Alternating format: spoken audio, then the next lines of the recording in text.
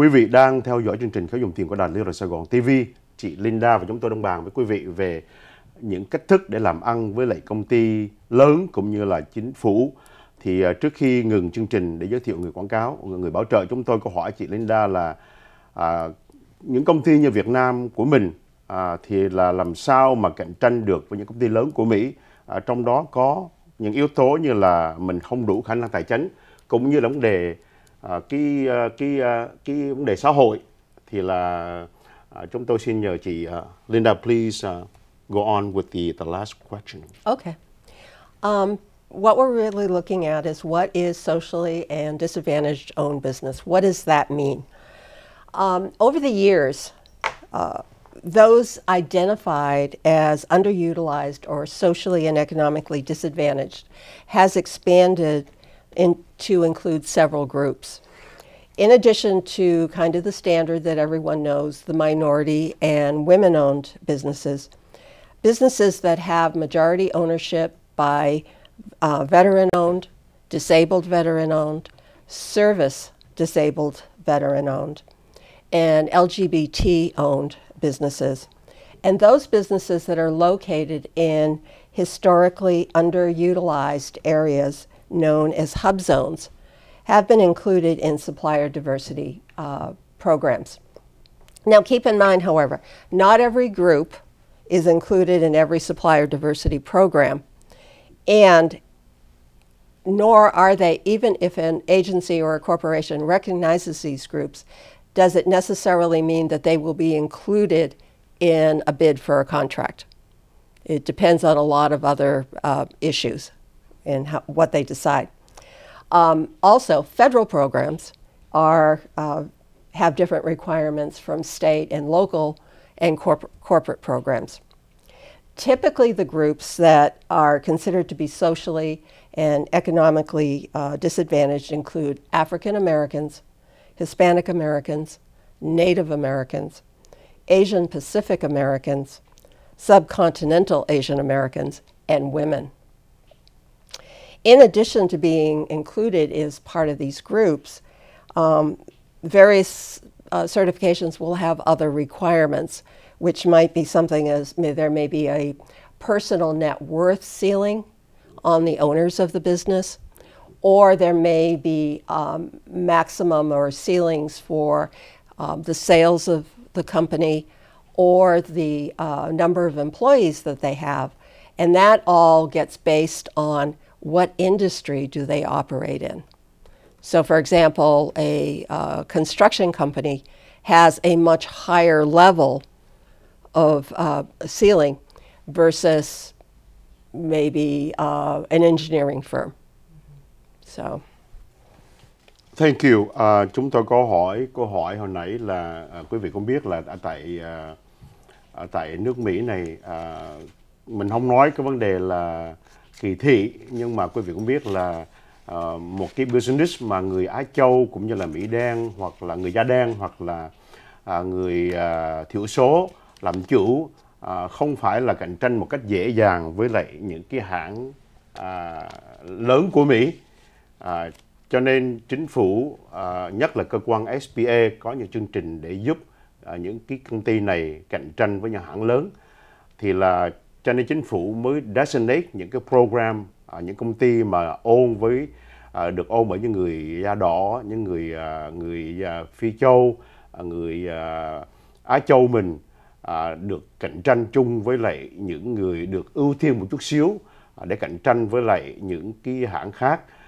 Nhưng mà không phải, bà chị Linda có nói không phải chỉ có lý do như vậy thôi, mà còn có vấn đề là tùy theo cái industry, cái kỹ nghệ nữa, không phải cái nào cũng là chính phủ open up cho tất cả những công ty thiểu số ôn. Và cái vấn đề khác là tùy theo cái lợi tức mình thâu vô được. Nếu mà công ty mà của Á Châu Âu mà làm chủ mà có cả hàng trăm cái franchise thì chính phủ không có thể tìm cách giúp bằng một công ty mà đang bắt đầu mới mở ra, cái sale, cái lợi tức cái còn thấp. Thì đó là cái lĩnh vực mà tại sao quý vị cần phải có một người chuyên viên để mà giúp đỡ quý vị làm cái certification, tức là làm cái chứng nhận để được làm việc chung với lại những công ty của những cái contract của chính phủ. So Linda, why?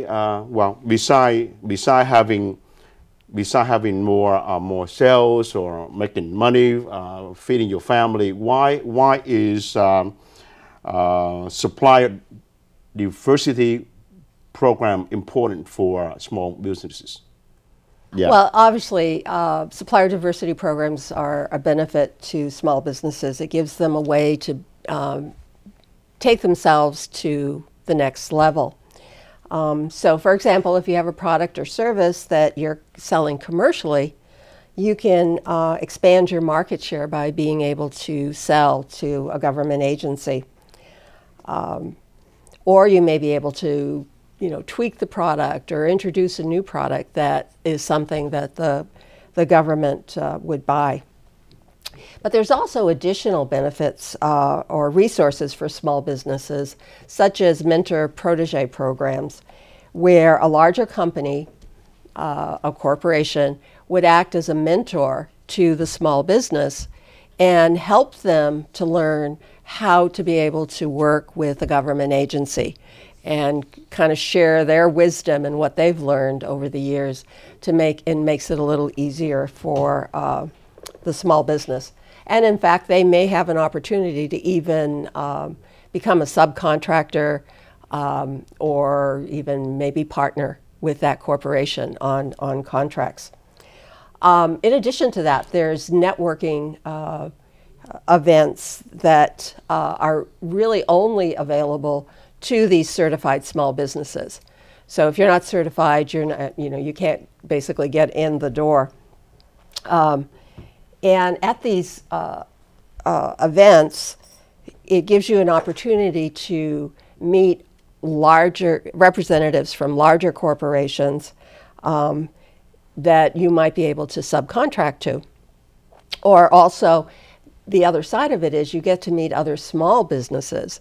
And those small businesses may be a way for you to partner so that you're now being able to combine your resources, and maybe now you can bid on a larger contract that you couldn't do alone. So it really opens up the door for a lot of these businesses. Unfortunately, things have changed significantly in the last couple of years because of COVID. And events like Meet the Prime, which is a great way for small businesses to start to network and start to build relationships, are now online. And trade fairs have basically disappeared. But hopefully we'll get back to these in-person events in the near future.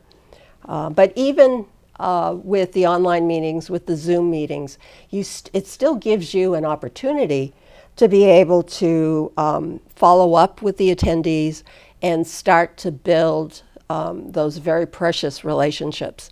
And we'll talk about that more in the future, of how important it is to have these relationships as you, once you actually start to market your business. Thank you very much. Kính thưa quý vị, chúng tôi có hỏi chị Linda là tại sao cái vấn đề Supplier Diversity Program quan trọng cho những người làm ăn. Thì chị ta có nói là dĩ nhiên là quý vị cũng biết là không những là mình sẽ kiếm tiền nhiều, mình làm giàu cho mình, nhưng mà có vấn đề là quý vị cũng biết là networking, mình có thể liên lạc với lại những cái công ty khác cùng với lại cái tầm vóc của mình. Mình có thể mình làm giúp đỡ lẫn nhau để mà trong tương lai lấy những cái contract lớn hơn, và có thể là một mai kia công ty mình nó lớn hơn, quý vị có thể thành một công ty public company, đại khái như vậy. Nhưng mà nói chung ra là cái vấn đề chính đó là ai mở cơ sở làm ăn mà không muốn công ty mình được nhiều contract làm việc, nhất là những cái công ty mà có những cái lĩnh vực chuyên môn, thì mình cần phải được cái sự giúp đỡ của những cái chương trình của SBA.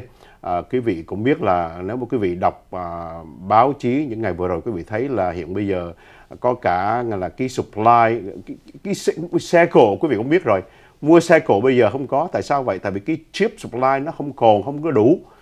Tại vì chính phủ, những công ty lớn tùy thuộc vào chỉ có một vài những hãng nhỏ làm chip thôi, cho nên hiện bây giờ xe cộ không có sản xuất được. Bên cạnh đó, quý vị thấy nếu mà ai ở vùng Cali này vùng Southern tiểu bang Cali này, chỉ cần đi ra ngoài biển thấy cả hàng trăm chiếc tàu đậu ở ngoài đó. Đó là vấn đề supply side, mà cái vấn đề mình không quản trị được hoặc là tùy thuộc vào chỉ có một người thôi mà mình bị trở ngại như vậy. Cho nên mình phải diversify, thì đó là lĩnh vực mà chúng tôi, đề tài chúng tôi nói chuyện hôm nay. Chúng tôi xin quý vị, cảm ơn quý vị đã theo dõi chương trình. Chúng tôi sẽ tiếp tục phần nói chuyện trong những chương trình kỳ tới. Xin kính chào quý vị. Linda, can you have a few words with the audience before we end? Thank you, Tony, and thank you, everyone. Appreciate your time, and we'll see you next week. Thank you, Linda. See you next time.